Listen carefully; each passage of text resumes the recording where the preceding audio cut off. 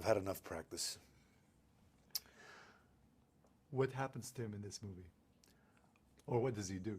Well, at the end of the last movie, he's in immense pain because he was set up, and he's very unhappy. And basically, we have a lion with a toothache running around the jungle trying to get everybody. He's not very happy with anybody by the end. And if he learned any lessons from Tobin's character, Jigsaw, he's forgotten a lot of them because he just throws caution into the wind. He gets a bit loopy. So in this film, in Saw 3, In Saw 3, he's an animal, not human. How do you enjoy playing this character? Well, first of all, it's easy to do because of other actors like Tobin and the rest of the gang that's been there. It's always a pleasure when you have consummate professionals. But as far as I was lucky because I was introduced as a police officer who looked like he was trying to help everybody. And by the end of 4, there's a beautiful big fat surprise that he's involved. And in 5, the beauty, it shows why he became involved, what happens to his sister, and he tries to copy Jigsaw. Jigsaw gets him and tells him to become better at what he does and do it for the right reasons. And then we go further, and he ends up forgetting about Jigsaw's advice, and he's very flawed and very evil and mean, and loses track of himself.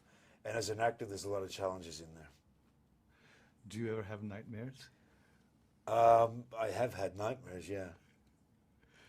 Yeah, I've had a few. Not pertaining to Saw. I was going to say, does Saw enter your subconscious in different ways? I don't know if maybe.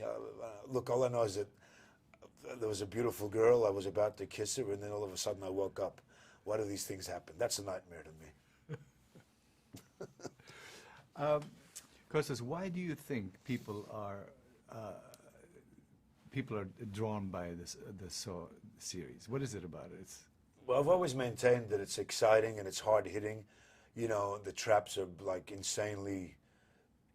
they're insane. But I think ultimately the foundation is that they're clever, and the movie was original, so it captured an audience and kept it because it was clever, I think.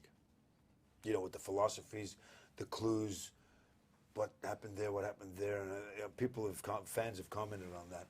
So I think that that's one of the main reasons that it's sustained.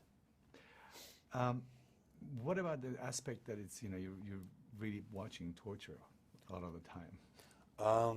Why does that resonate with audiences? I'm not sure, but violence and all that stuff titillates everybody, whether they like it or not.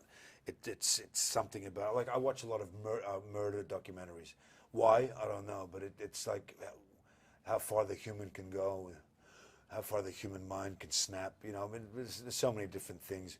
I think human nature is drawn to violence, whether it's gladiatorial or whatever.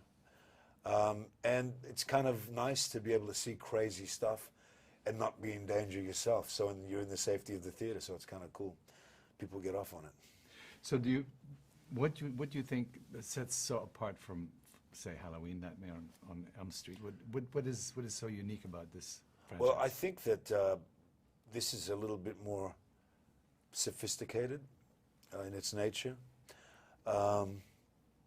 Like I said, clever and just sort of unique as to how it was constructed. The other ones were successful too, but they were different era, different times. I think the world has become, with the computer world and everything else, everybody's just gotten a little bit smarter at a younger age. So you've got to be clever with what you're presenting to them. From these Saw movies that you've been in, what have you found to be the scariest scene? There's been a few. Well, I'll tell you, the scariest thing that's happened to me was Tobin, Mr. Jigsaw, had a problem with the scene. And the day before we shot it, he called me in my room at 12 at night. And he said, "Are you up?" And I said, "Yeah, what do you want?" He goes, "I have a problem with the scene, come to my room. That was scary. Ask anybody if Jigsaw called them at midnight if they wouldn't be scared. And I had to go, right? Well, he's a scary-looking kind of guy, isn't he? He's scary, and he's scary good at what he does. He's great.